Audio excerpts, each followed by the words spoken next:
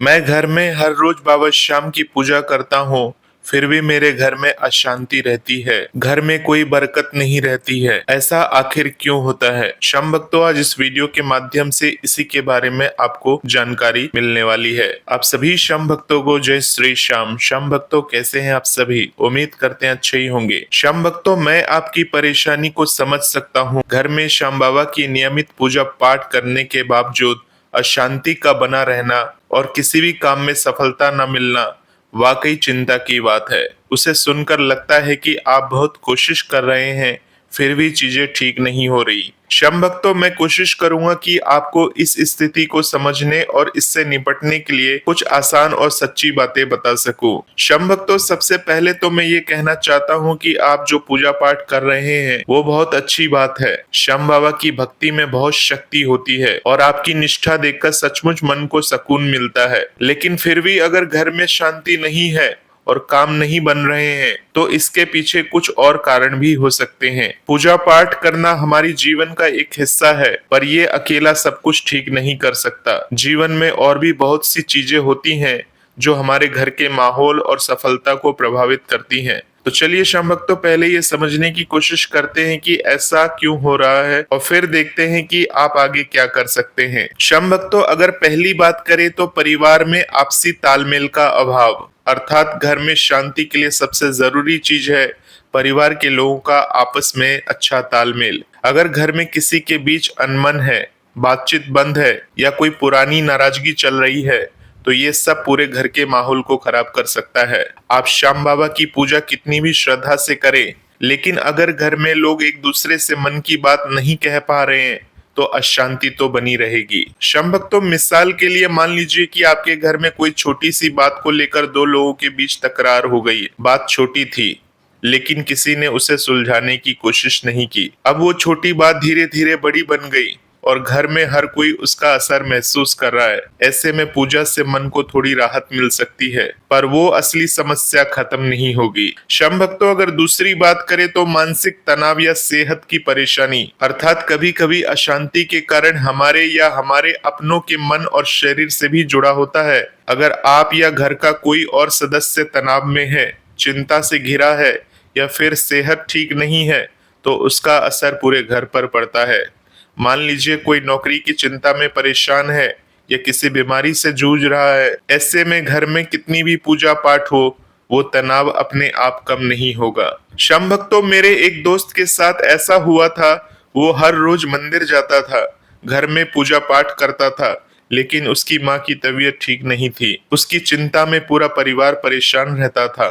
बाद में जब माँ का इलाज हुआ और वो ठीक हुई तो घर का माहौल भी धीरे धीरे ठीक हो गया। तो श्याम भक्तों, कभी कभी हमें पूजा के साथ साथ इन चीजों पर भी ध्यान देना पड़ता है। श्याम भक्तों, अगर हम तीसरी बात करें तो बाहर की परेशानियां, अर्थात हमारा घर बाहर की दुनिया से अलग नहीं है। अगर बाहर कोई दिक्कत है, लाइक नौकरी में परेशानी, पैसों की तंगी या फिर किसी और तरह का दबाव, तो वो घर के अंदर भी आ जाता है। आपने देखा होगा कि जब बाहर कुछ ठीक नहीं चल रहा होता तो घर में भी छोटी छोटी बातों पर झगड़े होने लगते हैं। ये बाहरी तनाव इतना बढ़ सकता है कि पूजा का असर भी कम लगने लगे। श्याम भक्तों, मुझे याद है एक बार मेरे पड़ोस में एक परिवार था।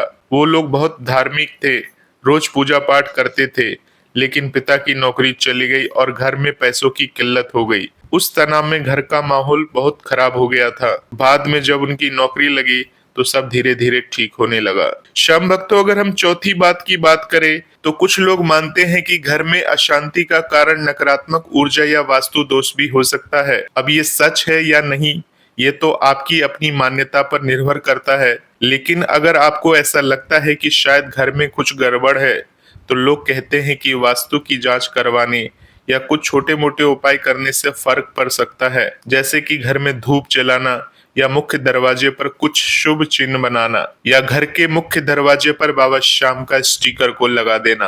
हालांकि श्याम भक्तों, मेरे हिसाब से ये सब तब ज्यादा काम करता है जब हमारा मन इसे मानता हो। अगर आपको इस पर भरोसा है तो इसे आप आजमा कर देख सकते हैं। क्या पता आपके घर का पूरा माहौल सही हो जाए और आपका पूजा करना सफल हो जाए। श्याम भक्तों, अगर पांचवी बात करें तो हमारे यहाँ एक बात कही जाती है कि जीवन में जो होता है वो हमारे कर्मों और समय के हिसाब से होता है। हो सकता है कि अभी आपके जीवन में कोई ऐसा दौर चल रहा हो जिसमें कठिनाइयां ज्यादा हो। पूजा पाठ हमें इस दौर से लड़ने की ताकत देता है, लेकिन हर चीज को तुरंत बदल नहीं सकता। ये थोड़ा मुश्किल लग सकता है, पर सच यही है कि कभी कभी हमें इंतजार करना पड़ता है। शम भक्तों, अब बात करते हैं कि आप इस सब से निपटने के लिए क्या कर सकते हैं। मैं आपको कुछ आसान और काम की बातें बताऊंगा जो आप आज से ही शुरू कर सकते हैं। शम भक्तों, अगर पहली बात करें तो सबसे पहले अपने घर वालों के साथ बैठे। एक दिन ऐसा समय निकाले जब सब थोड़े फ्री हो और आराम से बातचीत करें। पूछे कि क्या किसी के मन में कोई परेशानी है या कोई ऐसी बात है जो कहना चाहता है। अगर कोई पुरानी शिकायत है तो उसे सुलझाने की कोशिश करें। शम भक्तों, आप चाहे तो इसे थोड़ा हल्का रख सकते हैं, जैसे कि चाय बनाइए, सबको बुलाइए और कहिए, चलो आज सब अपनी अपनी बातें बताते हैं। इससे घर में एक नई शुरुआत हो सकती है। परिवार में प्यार और समझ बढ़ेगी तो अशांति अपने आप कम हो जाएगी। शम भक्तों, अगर दूसरी बात करें, अगर आपको या किसी और को तनाव है या कोई बीमारी परेशान कर रही है तो उसका इलाज करवाएं। मानसिक तनाव को दूर करने के लिए आप किसी अच्छे दोस्त से बातचीत कर सकते हैं या फिर किसी काउंसलर से मिल सकते हैं। आजकल तो ऑनलाइन भी ऐसी मदद मिल जाती है। साथ ही घर में कुछ हल्की फुल्की चीजें शुरू करें, जैसे कि सुबह थोड़ा योग करें या 10 मिनट सांस लेने का अभ्यास करें। ये छोटी चीजें मन को शांत करती है और घर का माहौल भी बेहतर बनाती है। शम भक्तों, अगर तीसरी बात करें, अगर बाहर कोई दिक्कत है जैसे काम का बोझ या पैसों की कमी, तो उस पर ध्यान दे। अपने काम को थोड़ा व्यवस्थित करें, जैसे कि रोज का एक प्लान बनाए कि क्या करना है। पैसों की चिंता है तो खर्चों को लिखे और देखे कि कहाँ कटौती हो सकती है। जरूरत पड़े तो किसी जानकार से सलाह भी ले सकते हैं। शम भक्तों, जब बाहर की चीजें ठीक होने लगेंगी तो घर में भी सुकून बढ़ने लगेगा। शम भक्तों, अगर चौथी बात करें तो आप श्याम बाबा की पूजा तो कर ही रहे हैं, लेकिन थोड़ा और जोड़ सकते हैं, जैसे कि किसी दिन मंदिर जाएं और वहां विशेष पूजा करवाएं। घर में बाबा श्याम की ज्योत जलाने से या घर में हवन करवाने से भी विद्वान कहते हैं कि घर का माहौल शुद्ध होता है। इसके अलावा घर में तुलसी का पौधा लगाएं या आप धूप बत्ती जला सकते हैं। ये छोटी चीजें सकारात्मक लाती है। शम भक्तों, अगर पांचवी बात करें तो जीवन में मुश्किलें आती हैं, पर हमें हिम्मत नहीं हारनी चाहिए। अपने मन को कुछ अच्छा दे, लाइक कोई अच्छी किताब पढ़े या कोई पसंद का गाना सुने। अपने शौक को थोड़ा समय दे। जब आप खुश रहेंगे तो घर में भी वो खुशी फैलेगी। शम भक्तों, अगर छठवीं बात करें तो अगर आपको लगता है कि ये सब आपके बस से बाहर है तो किसी जानकार से सलाह ले, चाहे वो ज्योतिषी हो, वास्तु वाला हो या कोई काउंसलर। कभी कभी दूसरों की नजर से चीजें साफ हो जाती हैं। शम भक्तों, अगर सातवीं बात करें तो अंत में थोड़ा धैर्य रखें। श्याम बाबा पर भरोसा रखें कि वो सही समय पर सब कुछ ठीक कर देंगे। आप बस अपनी तरफ से कोशिश करते रहें। शम भक्तों, मुझे उम्मीद है कि ये बातें आपके लिए कुछ मददगार होंगी।